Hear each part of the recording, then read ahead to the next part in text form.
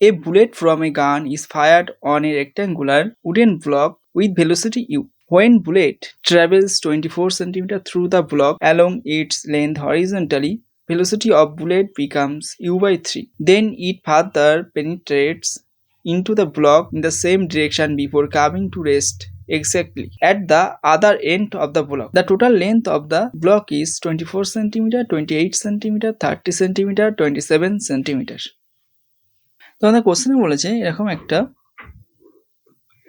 Rectangular block আছে, এই ব্লকটার একটা এন্ড থেকে একটা বুলেট ছোড়া হয় ইউ ভেলোসিটি নিয়ে। এবার বুলেটটা যখন এই ব্লকটার মধ্যে দিয়ে 24 সেন্টিমিটার মুভ করে তখন এর ভেলোসিটি হয়ে যায় u/3। আর বলা আছে এই বুলেটটা এই এন্ডে এসে স্থির হয়ে যায়, অর্থাৎ এর ভেলোসিটি হয়ে যায় 0। তাহলে এই ব্লকটার লেন্থ কত হবে সেটা আমাদের বের করতে হবে। তো আমরা ধরলাম এর লেন্থ x। এখন আমরা এই 24 সেন্টিমিটার এইটুকু দূরত্বের মধ্যে আমরা এই ইকুয়েশনটাকে কাজে লাগাবো, v² = u² + 2as কাজে লাগিয়ে a এর ভ্যালুটা বের করব। তো আমাদের v হলো u/3, তাহলে u/3 তার whole square u plus 2a into s হলো আমাদের 24 সেন্টিমিটার।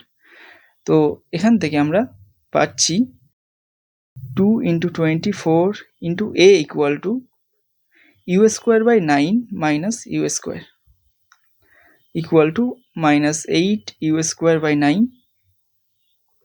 তো এখান থেকে আমাদের a আসছে -8 u²/9 × 2 × 24।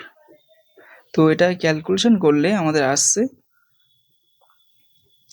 -u²/2 × 27। তাহলে অ্যাক্সিলারেশন এখানে -u²/2 × 27 আসছে। তো মাইনাস সাইন থেকে আমরা এটা বুঝতে পারছি যে এখানে রিটার্ডেশন হচ্ছে।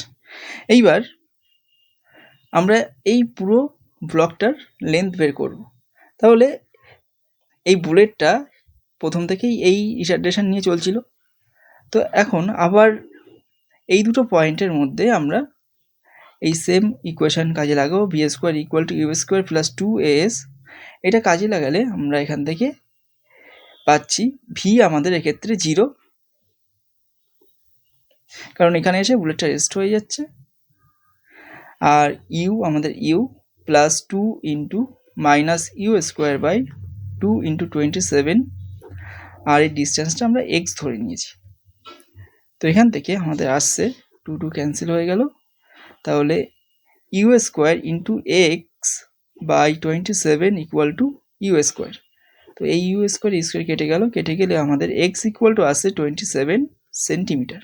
তাহলে এই ব্লকটার লেন্থ হলো আমাদের 27 সেন্টিমিটার, যেটা আমাদের কোশ্চেনের অপশান ডি এর সাথে মিলে যাচ্ছে।